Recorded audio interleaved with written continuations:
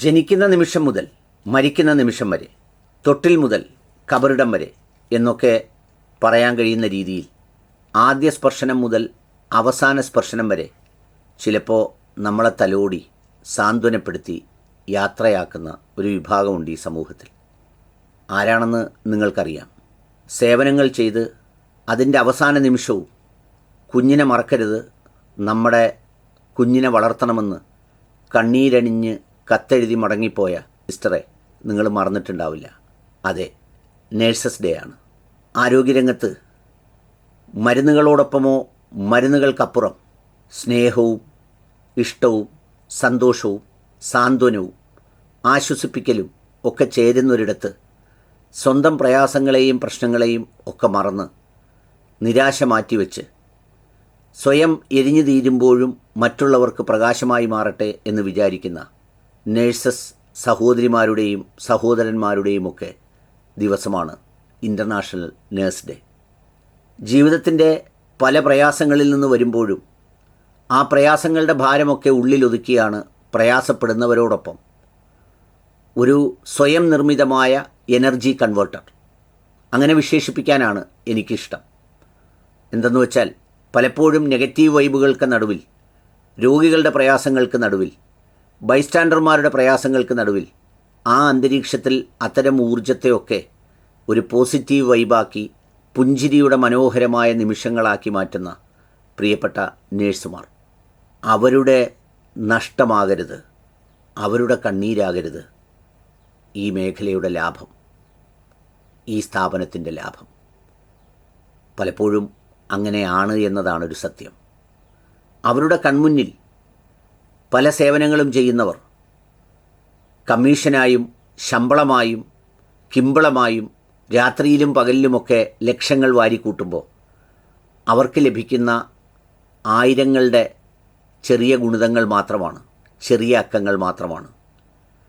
ലക്ഷങ്ങൾ ലഭിക്കുന്നവർക്ക് ചിലവഴിക്കാൻ മാർഗമില്ലാതെ കുഴിച്ചിടുകയും വാരി എറിയുകയും ചെയ്യുമ്പോൾ നാവിൻ തുമ്പിൽ പുരട്ടുന്ന തേൻതുള്ളികൾ പോലെ ചെറിയൊരു വരുമാനം അപ്രത്യക്ഷമായി പോകുന്നത് കാണേണ്ടി വരുന്നൊരു സമൂഹമാണ് നേഴ്സുമാരുടെ സമൂഹം.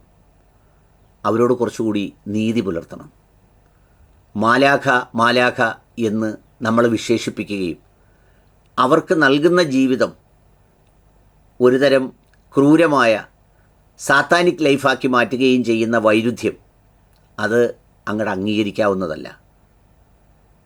പല സന്ദർഭങ്ങളിലും പലയിടങ്ങളിലും ജോലി ചെയ്യുന്ന നേഴ്സുമാർക്ക് ലാഭം കൂട്ടാൻ വേണ്ടി അവരുടെ ചെറിയ ശമ്പള വർധനവിൻ്റെ പേരിൽ ഇരട്ടി ജോലി നൽകി ഒരു ഫാൻ കറങ്ങുന്നതിനേക്കാൾ വേഗതയിലിട്ട് വട്ടം കറക്കുന്ന കാഴ്ചകൾ പലപ്പോഴും കാണാറുണ്ട്. നമുക്ക് പൊതുവിൽ അസ്വസ്ഥതയോടെ ആശുപത്രി കിടക്കയിലും ആശുപത്രിയിലും നിൽക്കുമ്പോൾ എന്ത് ചെറിയ കാര്യങ്ങളും നമ്മളെ അസ്വസ്ഥതപ്പെടുത്തും. അതുപോലും ശ്രദ്ധിച്ചും സൂക്ഷിച്ചും വേണം അവർ കൈകാര്യം ചെയ്യാൻ. മകൾക്ക് അമ്മയെ നോക്കാൻ പ്രയാസമുള്ള കാലത്ത്, മരുമകൾക്ക് അമ്മായി അമ്മയെ നോക്കുന്നത് ചിന്തിക്കാൻ പോലും കഴിയാത്ത കാലത്ത് അന്യരായി എത്തുന്നവരെ ഉടയവരായി കണ്ട് ഒപ്പം കൂട്ടി ജോലി ചെയ്യുന്ന ആ മനസ്സുകളുടെ വലിപ്പം, അതിൻ്റെ ത്യാഗം നമ്മൾ അംഗീകരിക്കേണ്ടത് തന്നെയാണ്. ഒരു നേഴ്സായ സഹോദരി ഒരു അനുഭവകഥ പറയുകയായിരുന്നു. അവർ ജോലി ചെയ്യുന്നത് ഈ ഇമ്മച്വർ ബർത്തൊക്കെ ആയിട്ടുള്ള ആ ICUവിലാണ്. പലപ്പോഴും 3 മണിയായി പോകാനിറങ്ങുമ്പോഴും വല്ലാത്ത ആവലാതിയാണ്. അത് വേറൊന്നും കൊണ്ടല്ല, അമ്മയില്ലാതെ തങ്ങളെ ഏൽപ്പിച്ചിരിക്കുന്ന ആ കുഞ്ഞുങ്ങൾക്കിനി അടുത്ത ആൾ വന്ന് ബാക്കിയുള്ള കാര്യങ്ങൾ പറഞ്ഞു കൊടുത്ത് എന്നെപ്പോലെ പരിചരിക്കുമോ എന്ന ആശങ്ക, ആ ആശങ്കയുടെ ഒരു അമ്മ മനസ്സ് ഈ നേഴ്സുമാരിൽ പലരിലുമുണ്ട്. അതുകൊണ്ട് തന്നെ അവരെ കുറച്ചുകൂടി മനുഷ്യരായി കാണേണ്ടത് ആവശ്യമാണ്.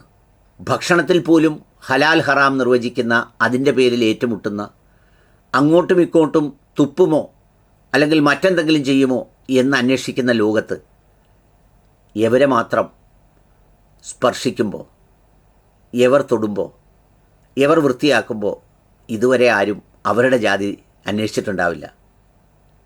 അല്ല, അത് അവരോടുള്ള ഇഷ്ടം കൊണ്ടല്ല, ആ നിമിഷമെങ്കിലും നമ്മൾ സ്വാഭാവിക മനുഷ്യരായതുകൊണ്ടാണ്. അവിടെ നിന്ന് എഴുന്നേൽക്കുമ്പോഴാണല്ലോ നമുക്ക് അഭ്യാസങ്ങളും വേലയും വേലത്തരങ്ങളുമൊക്കെ വരുന്നത്.